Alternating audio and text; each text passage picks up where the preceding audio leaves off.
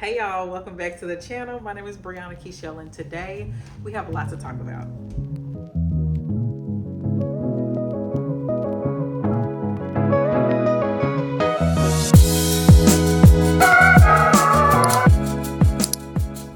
We are going to be discussing the 6 books I read in February, my March TBR, and we're going to do like a little mini book haul. Since I cannot see myself ever truly doing a book haul, I think I'm just going to tell y'all about the books that I bought in this video right here. Now, should I do that first or last? What should I do first? Let's just get the mini book haul out the way because they're sitting right here. So the 4 books that I bought, now as y'all know, or maybe you don't know, I am doing the anti-brain rot challenge, and a part of what I want to read up on is how Black Americans became Christian. However, have not really started that yet, and we are a good bit into March. Today's the 6th.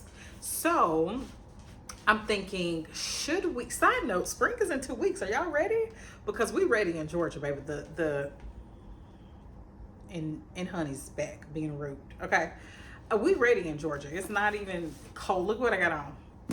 Okay, the weather is weathering. So first thing I bought, I don't know, I'm just gonna talk about it in the order that I want to. These 2 books, like I said, are going to be a part of my anti-brain rot challenge. Now, what I just said doesn't have anything to do with these 2 books except the fact that, like, I wanted to buy them.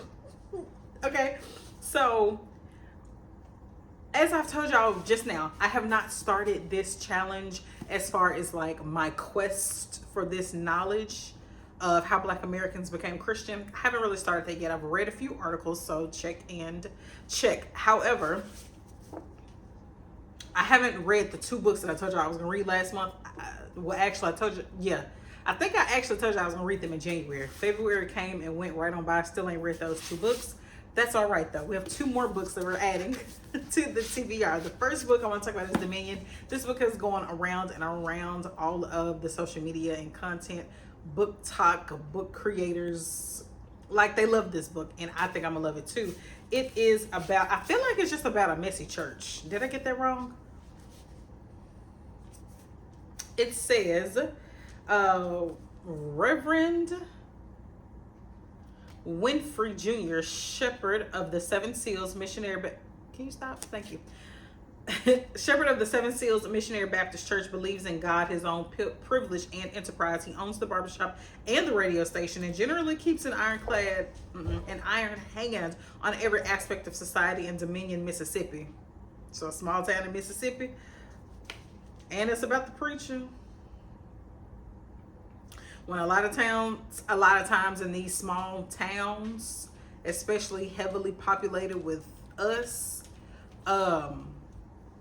it ain't a lot to do. So church is what we do. And sometimes that puts the preacher on a very high pedestal. But I digress. He has a wife named Priscilla. He has 5 boys. Wonder Boy, his father, and all the structures in place that keep them on top are not as righteous as they seem to be, what I say. And when Wonder Boy is caught off guard by an encounter with a stranger, he finds himself confronted by questions he never imagined. His response sends shockwaves through the entire community. A brightly crafted Black Southern family drama told with the captivating force, humor, and tenderness carried in the hearts of these women. Okay. What I say? Messy Black church drama. And I feel like this fits the theme for my anti-brain rot challenge. Okay, cool. And then we have The Life of Herod the Great. I believe this is a retelling of King Herod as the hero instead of Moses. I believe that's what this is. In the 1950s, okay. I said that because Moses obviously was not in the 1950s. In the 1950s, as a continuation of Moses' Man of the Mountain, Zora Neale Hurston penned a historical novel about one of the most infamous figures in the Bible, Herod the Great. In Hurston's retelling, Herod is not the wicked ruler of the New Testament who is charged with the slaughter of the innocents, but the forerunner of Christ, a beloved king who enriched Jewish culture and brought prosperity and peace to Judea. Portraying Herod within the vivid and dynamic world of antiquity, little known to modern readers, Hurston's unfinished manuscript brings his complex, compelling, and misunderstood leader fully into focus. Hurston shares her findings about Herod's rise, his reign, and his waning days in letters to friends and associates. Text from 3 of these letters concludes the manuscript in an intimate way. Scholar editor Deborah G. Plant's commentary, a full story finally told, assesses Hurston's pioneering work and underscores Hurston's perspective that the 1st century BCE has much to teach us, and that the lens through which to view this dramatic and stirring era is the life and times of Herod the Great. So again, grew up knowing about Moses, learning, reading, listening to teachings of Moses. So again, this fits into the category, no? Okay, I think so. Now, this was back in February when I was thinking about reading books with red on the cover so that I could do my bullet journal reading vlog.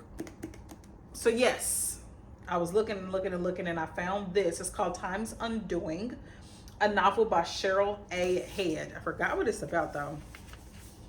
A young Black journalist is determined to reclaim her family's history by uncovering the truth behind her great-grandfather's murder decades ago in segregated Birmingham, Alabama. Inspired by Cheryl's own family history, Time's Undoing is at once a tender portrait of one family's journey through healing, a searing indictment of racial injustices in America, and a hopeful plea for a better future. Cool. Now, the last book needs less of an introduction. Let me hold it correctly, okay? This is Brandon Sanderson, Mistborn. It has a very short synopsis. I actually don't even remember why.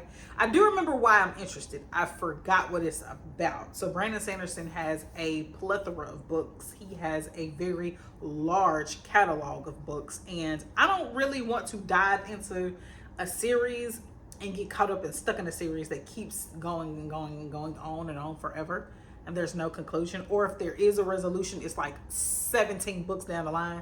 And I think I don't know what his largest series is. I'm not interested at the moment. I just want to get a feel for his writing. So it says, the mists rule the night. The Lord ruler owns the world. Once a hero arose to save the world. He failed. That's a crazy introduction. Ever since, the world has been a wasteland of ash and mist, controlled by the immortal emperor known as the Lord Ruler. But hope survives. A new uprising is forming, one built around the ultimate caper, the cunning of a brilliant criminal mastermind, and the determination of an unlikely heroine, a street urchin who must learn to master the power of a Mistborn. I just think sea urchin is a hilarious description of a person. Let's talk about the 6 books that I read in February, starting with sometimes I be talking and instead of finishing one sentence, I start another one, which is what just happened, so I apologize.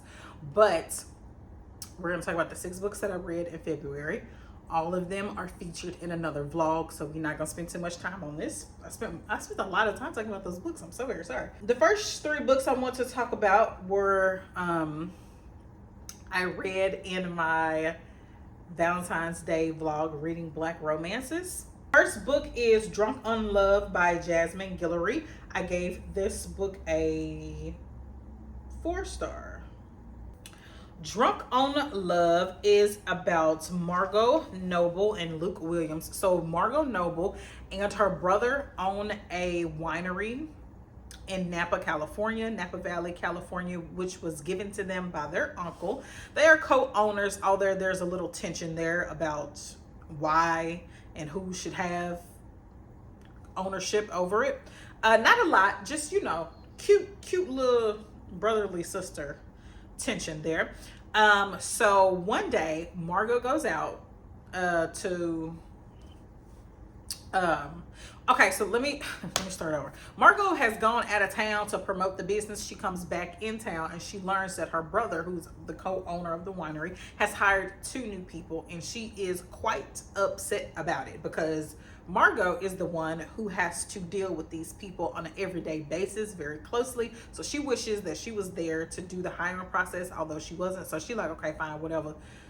And what else is going on. So after the end of the day, she goes to a little, now this is a small town, so she goes to one of the few bars in town, and she happens to be best friends with the owner of that bar as well. They sit down, they get to talking, and in walks this man. He is looking real good, and the owner is looking at Margot like, you see that? I know you're seeing what I'm seeing. You need to go ahead and, okay, cool. So they get to talking, Margot and this guy, and it's Luke, right?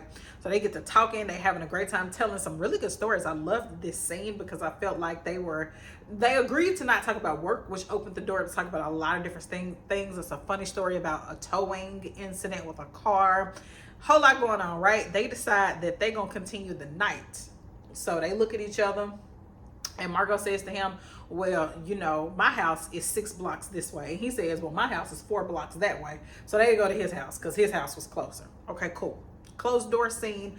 We wake up the next day. They go to work, and guess who arrives at work at the same winery right after Margot gets there? Luke. Okay, so that is our plot. I loved the plot. I thought it was very well established. It was really cute, and a plot like this could come off cheesy, and I can see how you might think that's cheesy, right? Like, how do you accidentally do with somebody that is gonna be your employee? I can see how that comes off as cheesy. However, I was kicking my feet, baby. It was really cute. So the plot to me was really, really nice, even though it's, you know, it's been done before. It's nothing new, but set against the backdrop of a Black-owned winery, I had a great time. The writing was done very well. I think it was not only easy to read, but it was funny. Oh, the pacing. I did like the pacing of the book. I think the end was kind of rushed a little bit. I love the world setting. Like, we were really immersed in their day-to-day job at this winery, and I enjoyed that a lot because obviously, like, it's a work anti-romance, because, you know, there are some stakes for both of them if this romance gets out. So kind of keeping it low-key there. I love the family relationships, family dynamics.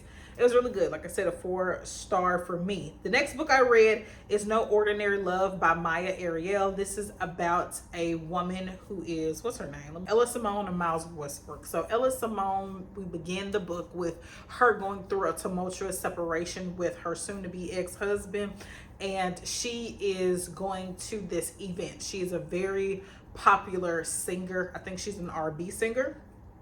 And she is going to give an award at an event. So she's getting glammed up, she's getting ready, and her glam team, her glam squad are her best friends. They are talking and laughing. And now I really enjoyed the writing for this book because they were having a kiki baby. I mean, their whole group chat, hilarious. They was talking about people. It was very relatable. I was giggling, kicking my feet for this book as well. I told y'all I gave it a 4-star. No, I gave this a 3.5, and I'll explain why. Ella is going to present an award with Miles, who is a Major League Baseball player, and right now he is doing the damn thing on his team. He is a star pitcher. Everybody loves him, so they're going to present an award together. However, when they meet backstage, something happens and there's a wardrobe malfunction. So in order to correct that, when they get on stage, it appears that the two are dating. So that's basically what happens, and they decide to use that moment to propel them into a fake dating relationship to help her get through her divorce. Although they explained how it was going to help, I didn't really see or agree with that. And then also just to help him too, I guess. Now that I'm thinking about it, I don't really remember what the reasoning was, how it was gonna help him. But you know, hey, get the dating rumors out there. That's neither here nor there. We're here for the romance. We don't care about the why, right? Cute. Very cute. Very, very cute. Since this is one perspective, we didn't get a lot of what Miles was thinking. We didn't get a lot of his we didn't get a lot of scenes with him and his friends. The romance is believable. It is hot. You can feel it sizzling on the page. Loved it. I can't remember if this was closed door or open door. I think it was a mix of both. So overall, I enjoyed it. 4 stars. I had a few things to pick about it, but nothing that really made me dislike it. Let's move on. The Rewrite by Lizzie Damalola Blackburn. She also wrote Yinka, Where Is Your Husband? Have not read that yet, but after reading this, I am thinking about it. So Timmy and Wale met in London. They flirt, they date, they meet each other's friends, and then Wale dumps Timmy to be on a show that's called Love Villa, but I'm guessing it's kind of like Love Island, where they be kissing and swapping spit with each other. I ain't seen Love Island, so I don't know. And if I just hurt your feelings about your favorite show, your favorite show, I'm so very sorry. So instead of giving in to heartbreak, Timmy throws herself into her dream, which is writing. She's within touching distance of a book deal that would solve all her problems, but publishers keep passing on her novel and bills still have to be paid. So when the opportunity to ghostwrite a celebrity memoir arises, Timmy finds herself accepting. And of course, the celebrity turns out to be Wale. So my main gripe with this book is the whole plot of the book, so I can't really knock the book. I don't like second chance romances, and this book proved it. Hold on, because I have this book. For a minute, I forgot that I actually own this book. So I think what drew me to this book was the cover, because other than that, I don't know why I was so drawn to this book. I had to have it. You can even hear me in the vlog saying I could not get my hands on it quick enough, so I just bought it. Okay, cool. I don't know what it is about this book. First of all, I listened to a lot of it, and since they're in London, they have a strong accent, and I found that to be enjoyable. I'm trying to be really nice about this book. The plot was cute, but Timmy was making such bad decisions almost at every turn, and she is young. They're both pretty young, and I thought the breakup was very juvenile. I could understand why feelings were hurt. I do understand that. I just don't understand why they broke up. But I enjoyed how they were able to explore parts of Wale's childhood and his, and parts of, they had to like rehash their relationship while she was writing this book for him. Because it was bringing up, like, things he was saying was bringing up either memories or old feelings. However, at the same time, I didn't enjoy that was their first time having some of these conversations. But again, they were young. So anyway, I gave this a 3-star. I hope y'all like it, because this, to me, this could be somebody's one of their favorite books, because he was very romantic. They were very sweet. Some of the scenes were amazingly cute. Second chance romance just is not for me. It's not doing it for me.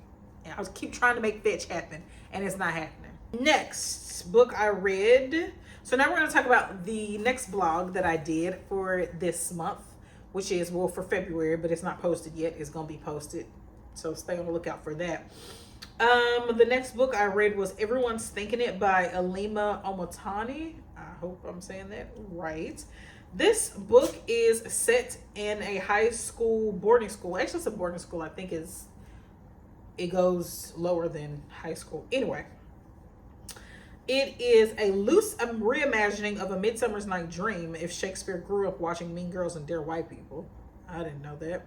At an elite boarding school in the English countryside, Nigerian cousins Iyanu and Kitan are thrown into the middle of a school-wide conspiracy when everyone's juicy relationship secrets are released, burn book style, the week before annual Valentine's Day ball. Now, Iyanu has a dream of being a photographer, so she carries around a camera and she takes pictures at all of the school's events. And what happens is some photos were released with people's secrets written on the back, And she and Catan, as I just said, are cousins. However, they're in two different friend groups. Iyanu has a best friend, I forgot his name, but he is hilarious. And then Catan has a group of friends, but they're mean girls. And one of them specifically has a very weird view on life. And she's white, but she be blackfishing. I guess it's been a storm, y'all. Sorry that my light has literally completely vanished. So yes, the whole mystery of like who released the photos, I loved that was the mystery, and they weren't killing and stabbing each other and, you know what I'm saying, sleeping with each other boyfriends, and you know, well, I'm happy that they weren't killing each other. I gave that book a 4-star. Again, I'm going over it again in that vlog, so if you want some more of my thoughts, go check that vlog out. The next book is From the Desk of Zoe Washington. This is a young girl. I think she's 12 years old. She just turned 12 years old, and she gets a letter from her dad, who is in prison. He's been in prison all her life for killing somebody. He claims his innocence. However, Zoe's parents, her mom and her stepdad, who's been like a father to her whole life, they don't really talk about it. Her grandmother is the only one who is a little open to her talking to her dad, like sending him letters and calling him on the phone, things of that nature. And they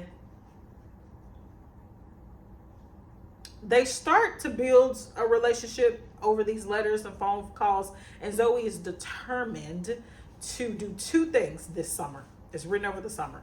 Oh, it goes off into school. She starts school again as well.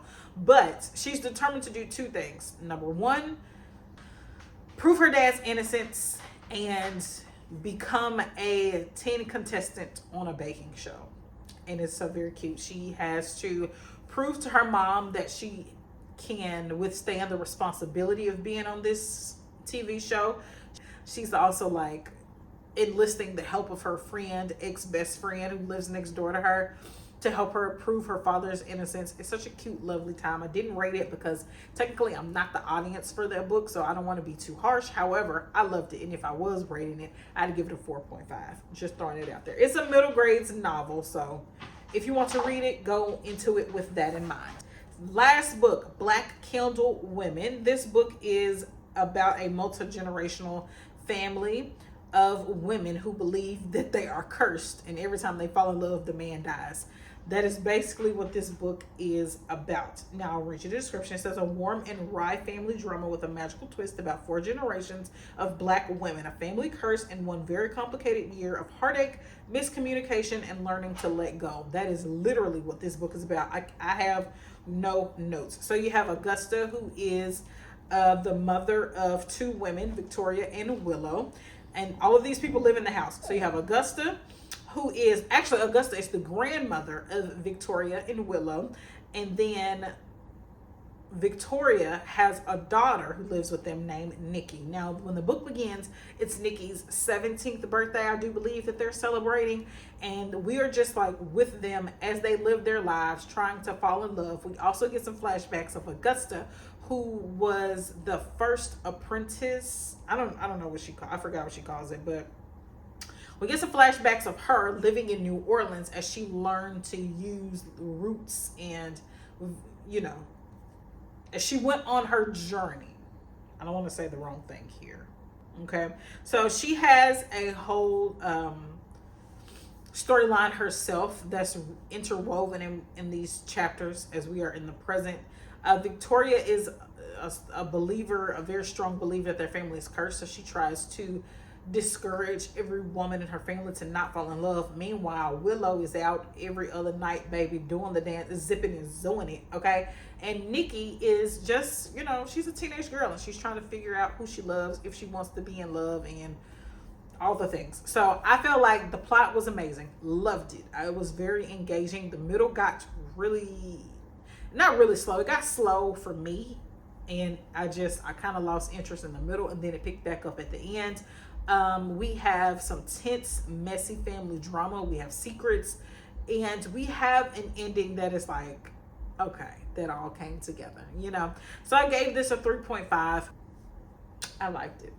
It tugged at the heartstrings. So yeah, okay, last but not least, let's go ahead and pull some prompts out of my jar. I did not read the 2 prompts that I pulled last month. At this point, we're just pulling it to see if I like it. And if I like it, I'm like, oh, that's not true. I started Binti number 2. I'm going back and forth between 2 books right now. Binti Home, which is the 2nd book in the Binti series. I'm also reading While Justice Sleeps. I probably won't vlog While Justice Sleeps for the purpose of the books. I can tell y'all that now. And I'm not going to vlog Binti. So I'm letting y'all know now that I am in... Oh, wait. That's not a classic. Scratch everything I just said. Okay. Anyway, let's go ahead and pull 2 prompts. What is this one right here that's just flashing us? Y'all see that? I'm not going to pull it. I'm just saying. Okay. Let me take this out. I don't know why this is in here. That's the top to a candle. Okay. Sorry, y'all. Everything just fell down, so I have to fix it. But let's just hurry up and pull something. This is, I'll let y'all see it first. What is this?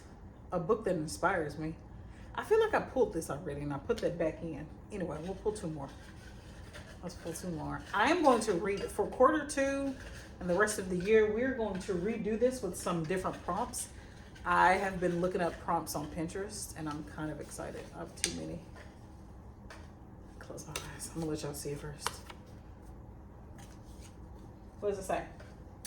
X, a book with an X in the title on, no, a book with an X in the title or in an author's name.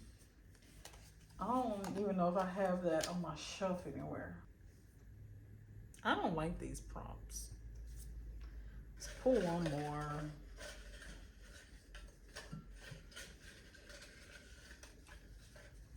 It's raining. That's how I feel now. What does it say? A bestseller from the past year. Okay.